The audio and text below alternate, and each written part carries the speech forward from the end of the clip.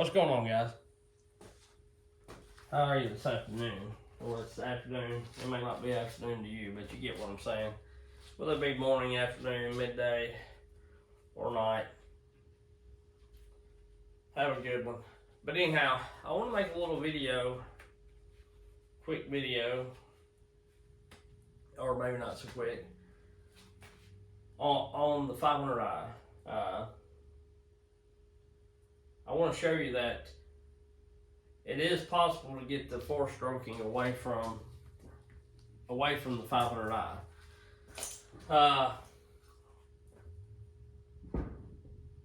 And to me, I don't believe it really should matter what bar length you're running, whether it does it or not. But because the way I look at it, and I agree, the 500i does four-stroke stock with a bark box or a pipe on it. You don't hear it as much with the factory exhaust, but if you know what, if you really know what you're listening to, you can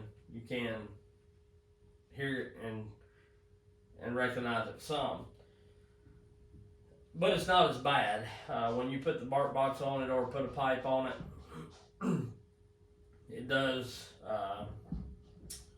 I believe that pipe allows the revs to come up so much that it throws it into safety mode maybe or something. And to me, it seems like they get a little better with wear. I've experienced it with a lot of the newer STIHL saws, the Tronic saws. The only one that really never done it that bad was the 462 for me. The 462, even with the bark box, my old one and this new one, it don't seem to four-stroke on the high revs, or bounce off the rev limiter or whatever it may be doing. But the 400 seemed to do it. The 500i, of course, does it. The 661 was terrible. I've got a video clip, a short, and I think I've even got a long video of it, of me cutting a little walnut. It's a decent sized walnut tree for a walnut. It's I think I got 28 or 2 foot bar on it, and it's about a 2 foot walnut at the base, or so. But anyway, I just try to let the saw cut on there, and it was four-stroking terrible. I even had some people comment, "My gosh, you're gonna tear your saw up four-stroking so bad," or whatever. Which on a lot of the older saws, people want them to four-stroke, so I don't quite get it. But I don't like the sound myself either, so I had to lean on it to get that out of it. But they seem like as you run them and break them in or whatever, they do get some better about not doing it. But that's one reason why I got rid of the 661. It was far worse than any of them. The 400 not as bad as the 500, but but now with the 500 and the 400, neither one of them do it, and they've been ported by two guys that port similar, pretty close to the same. I know no two porters or no one porter ports everything exactly the same, but it's the same kind of style. And back to the bar deal, I don't think it would really matter what size bar you have. I mean, it looks like to me it'd do it worse probably with a shorter bar than it would with a longer bar, because you don't have as much load on it. With a longer bar, you got the potential of putting a whole lot more load on it, or even if you're not leaning on it in big wood, it's pulling a whole lot more than a short bar. But it is what it is. I run a 28-inch bar, which is only a few inches different than a 30 or 32, 4 inches at the most. So substantially shorter than a 3 foot bar. But I want to do the test to show you, and I'm going to cut small wood and I'm not going to lean on it. I'll let the saw warm up really, really well. I want to do this test, and I want to show you that it is possible to get it going. A lot of people on Aaron ported the 500i for me, Aaron A. Lynch. If you haven't seen his channel or checked him out, go check him out. And if you need any saws ported, hit him up. Him and Cajun has a channel as well. If you're not watching his channel, go check it out. Cajun's got my new 462 right now, or he can get it right now. I just sent it yesterday, so he should be getting it. But you know, they're two really good saw builders, and they don't keep your saw for a terribly long time. They turn and burn them. You know, I'm not saying that you're going to get them back 2 days or a week or whatever. Maybe a couple, 2-3 weeks, a month at the most. But even the bigger like companies, I ordered a saw from Ripsaw, and just to test quality and test how it ran, and you know, the whole 9 yards. And so there can be more than one opinion out there. And you know, I ordered it April the 23rd, and here it is June the 6th. And which I ain't knocking them. They say 8 to 10 weeks, and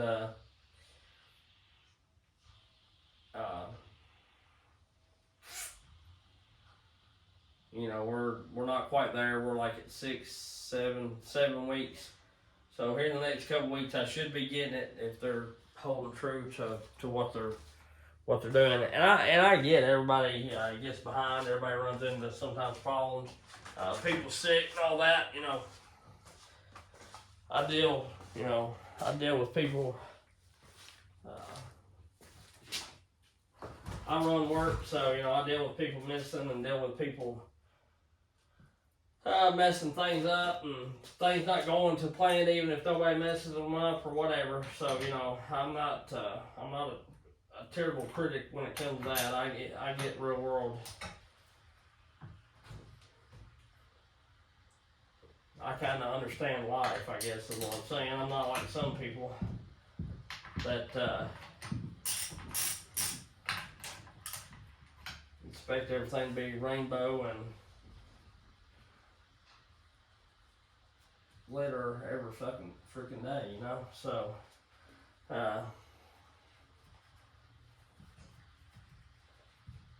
yeah. Anyway, I've got a brand new 32-inch bar and a brand new,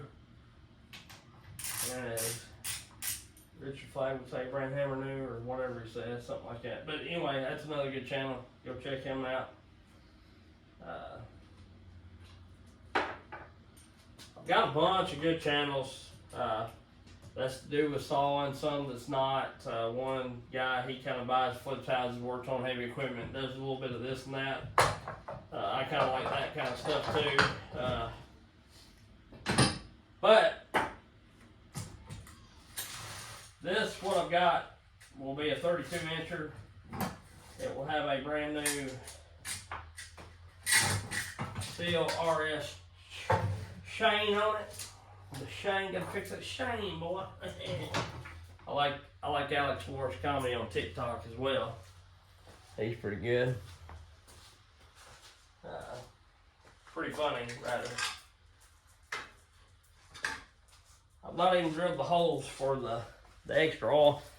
I do not like these small little deals here, because you look at like the Samara, the Sugis, even the laser bars, and for the most part, I ain't gonna say it all of them, but for the most part, they have pretty good holes. I've showed it before. I've got a Samara bar, Sigmara or whatever, and that sucker is it's got probably like an 1/8 inch hole in it, 32-inch bar too, and I found that drilling them it does help. So this is, like I say, a brand new STIHL RS chain. Nothing's ever been done to it.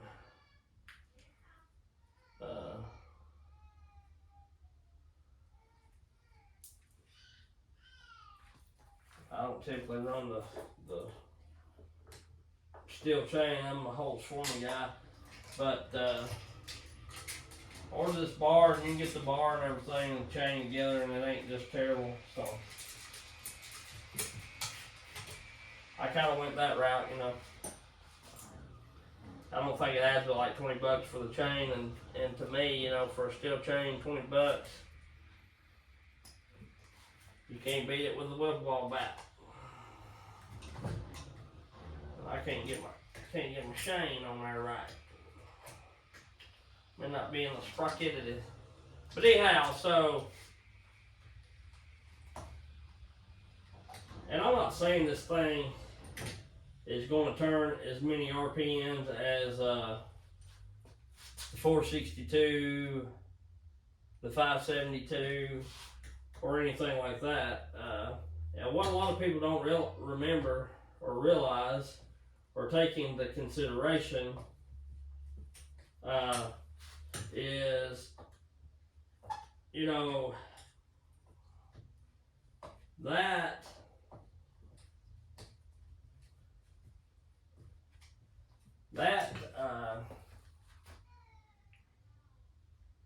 this is an 80cc saw. They're not made to just flat rip, you know, or like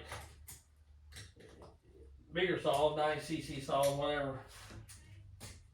Like 120, you know, an 881 or a 3120 Husky is not going to do the revs that you know, the 592, the 395, or even the 372 does, or whatever. You know, you get what I mean. So this ain't gonna be. This saw will limb, but it's you know, and when I limb, I don't know about most people, but when I limb, you know, if I'm limbing anything that's big enough that I've got to be wide open throttle for any period of time, most of the time I'm leaning on it, or I've got a chain that pulls itself well enough that, you know, I don't have to.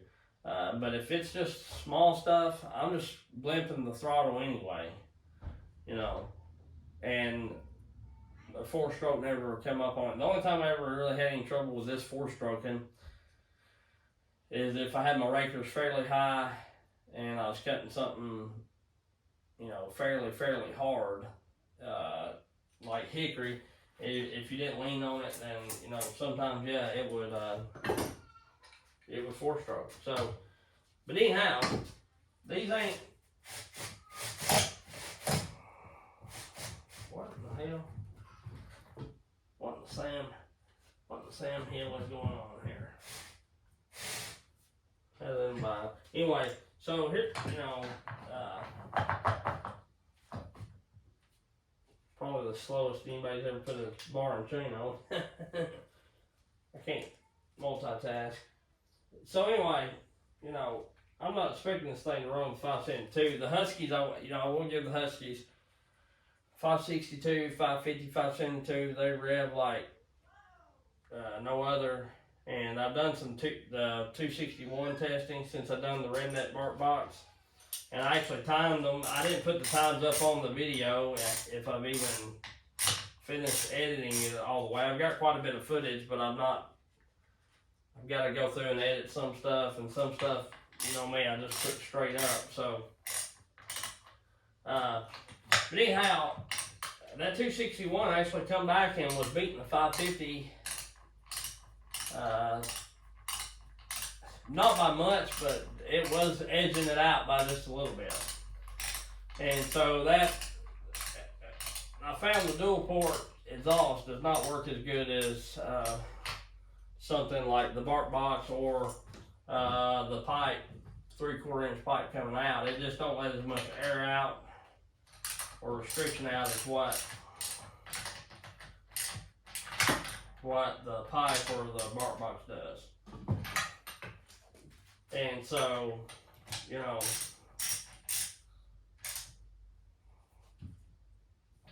so that's a 32. Most everybody that knows me knows that I'm not gonna lie to you, this is 28. Everybody knows I like running 28, so there you go, there's the difference. Just for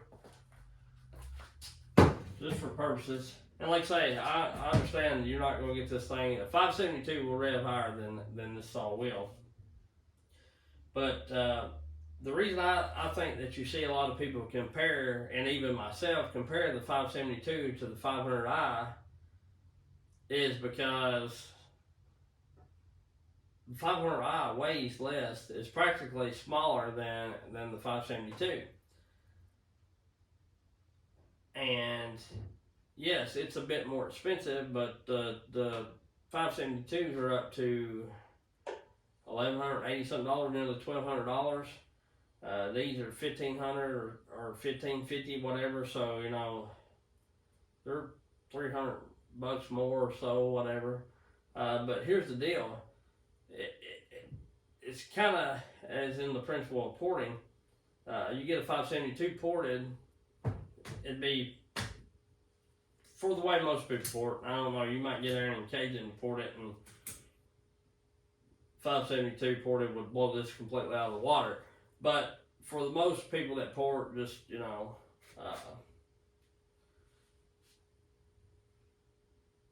this is like running a ported 572 in a sense, and it weighs less. So to me, the extra money is not that bad, because you're getting the power, you're getting saw.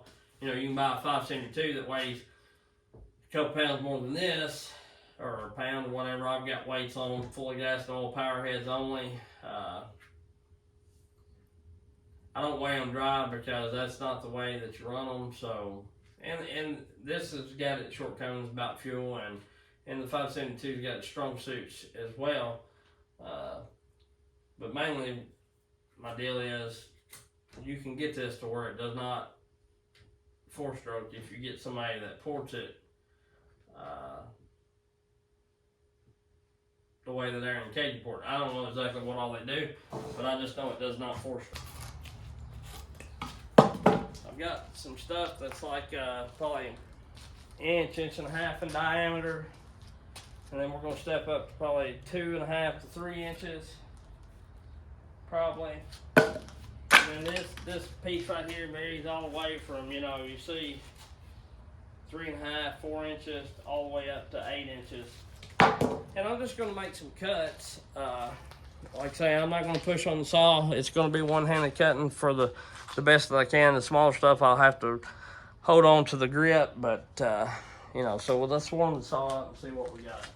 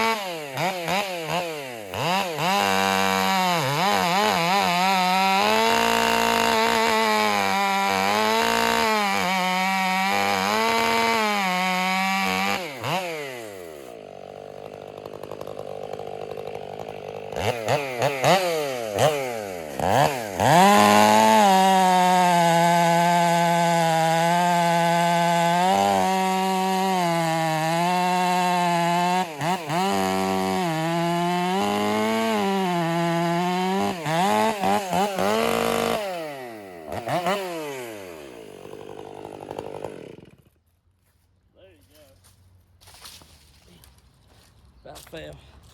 Neighbors are watching me. They probably think I'm crazy. Guess what? I ain't. Maybe they ain't watching anymore. I think the saw done run them off. Yeah, we took the pull down and gonna build a gazebo there. I gotta get on it.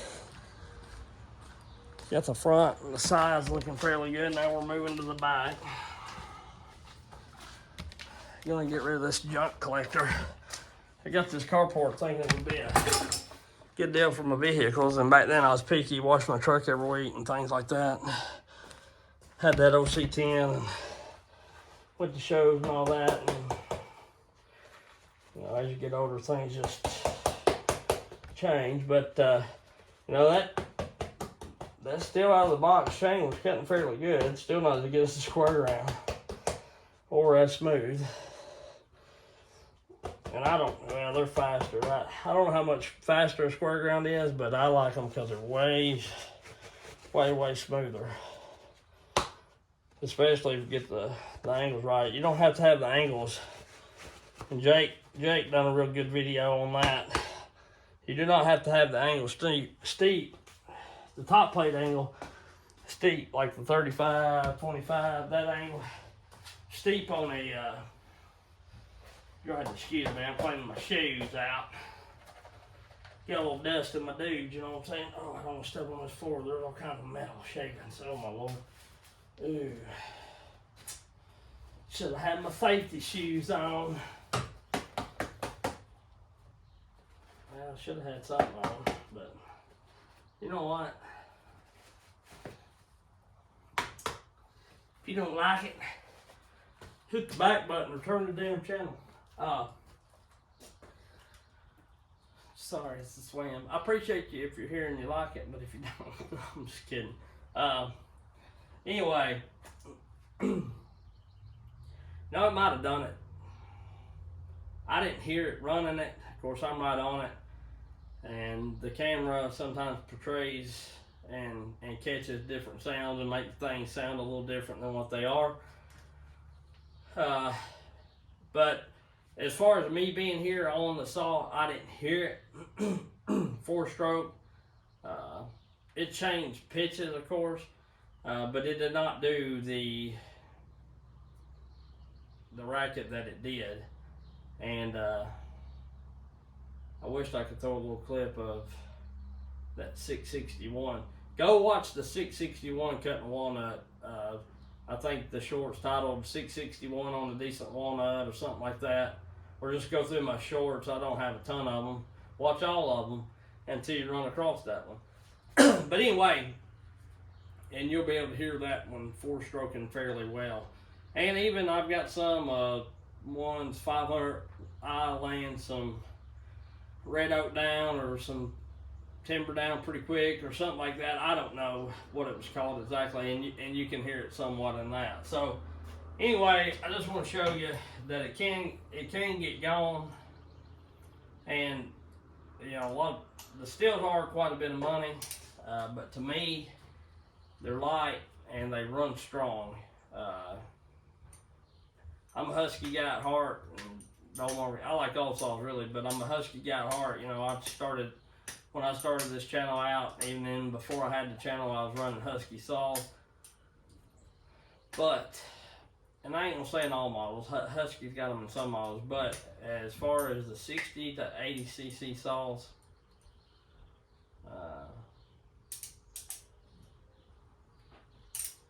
you know, I just think, I think that STIHL has them. And if you get the 592, I've got a short of me cutting with the 592, and even a long video. It's on a 3-foot white oak or something like that. I've got a 3-foot bar on it.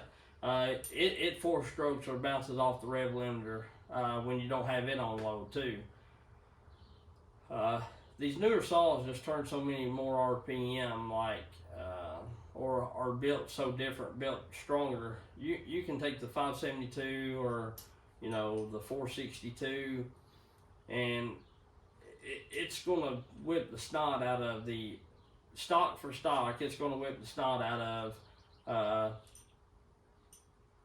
the older version. You know, 572 beats the 372. It just does. Or out, you know, it's got more power. And the 460 is the same with the 440 or 044, whatever it was, 441, whatever it may be. But, you know, you get what I'm saying. It just, they run a whole lot stronger than they used to. It's just like vehicles, you know, back in the day, and them 5.0 Mustangs putting out, you know, 190 horse or whatever they're putting out.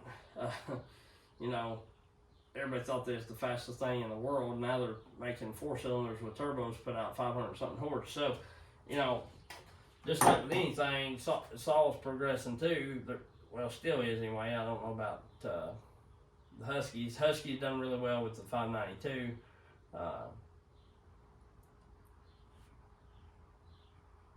They're getting lighter and getting stronger, and of course with that, you lose a little bit of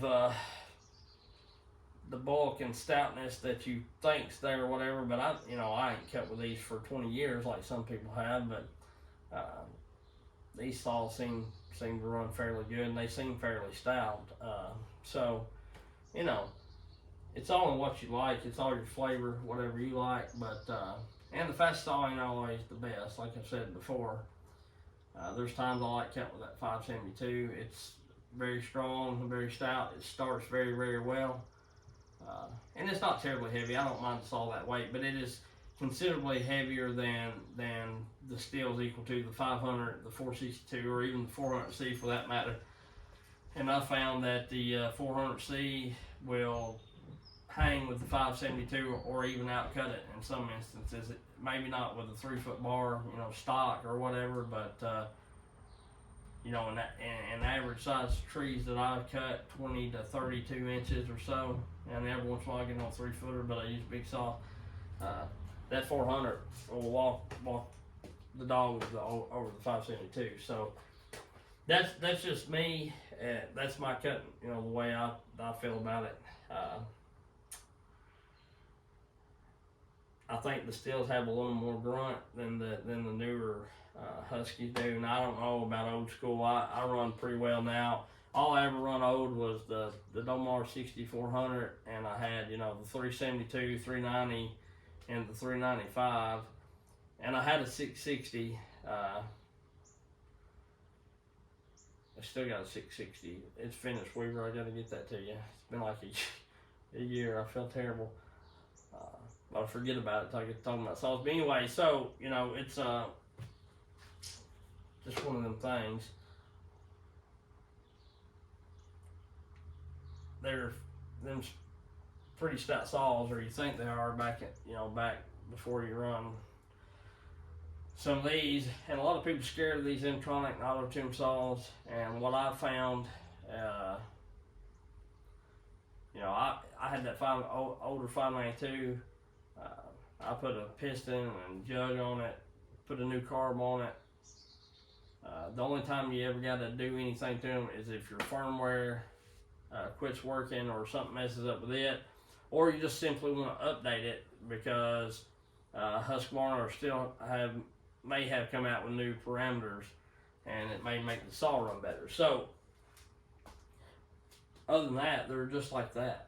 And I've pulled the plugs on all the Huskies that I've had, auto tune, and all the stills that I've had in Tronic, ported and not ported, and the plugs are perfect. Probably more perfect than a lot of people's manual carb adjusted, plugs. So all that wish-wash about them burning more fuel or less fuel, getting less fuel and all that, like the X-Force were, I don't believe, I think they still get plenty. The problem I think with what it is these newer saws run so much stronger, in turn runs hotter, just like anytime you stouten the saw up, even if the factory does it or you have some way to do it, anytime you make more power, you're making more heat.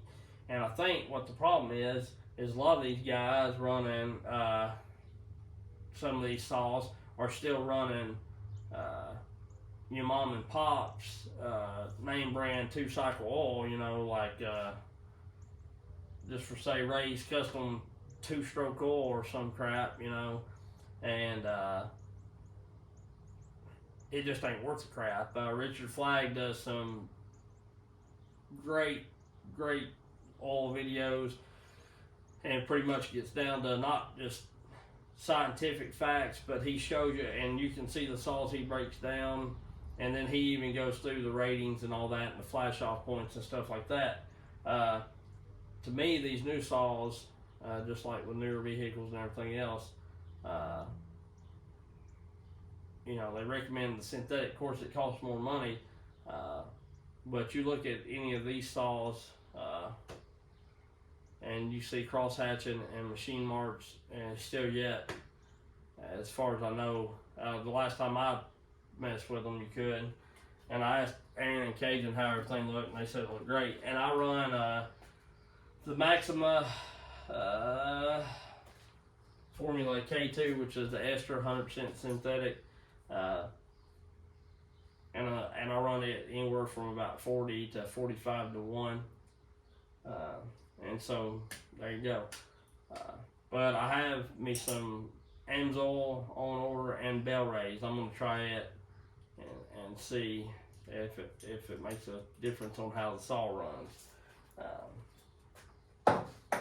But the newer oils have got things in them to help stabilize the fuel, keep the fuel good for longer, and all that kind of stuff.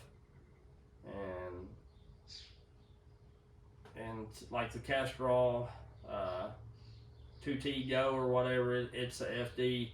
Like you go to Richard Flagg's channel, and he shows you all the VP racing oil. This Formula K2 I think is Amsoil. There's quite a few that's got good ratings on them. But anyway, this wasn't an oil video, and I'm not getting off on that because it's your saw. I really don't care what you run. That's just my thoughts on why a lot of people in the beginning was having trouble with the 550s and things like that. And I'm not saying that they didn't have things wrong with them from the factory that Husky can do a little better, because just like anything, new model vehicles, trucks, tractors, anything that's a new model or a new style that they revamp the whole process. I ain't saying like a 7.3 Power Stroke, when you bought one in 99, it was a new one. I'm not saying that engine had been out for, since 97, 96, 95, whatever it was, 95, I guess. So it had 4 or 5 years under its belt for them to work out the kinks, which was a really good motor anyhow. But for instance, like the 6.0 Power Stroke, the 03 models and 04 models was a whole lot worse versus the 06, 07 models, because as they went, they learned everywhere they screwed up, really. So that's kind of what I'm getting at. I think they kind of do that with saws too. That's why they come out with the MK2 550 or whatever, Mark II 550, and the whatever else is a Mark II. So that's just my thoughts on that. And like I said, I just wanted to share that with you, that I think that the 4-stroking can go. We'll catch y'all later. This has been a lengthy video. We'll see you.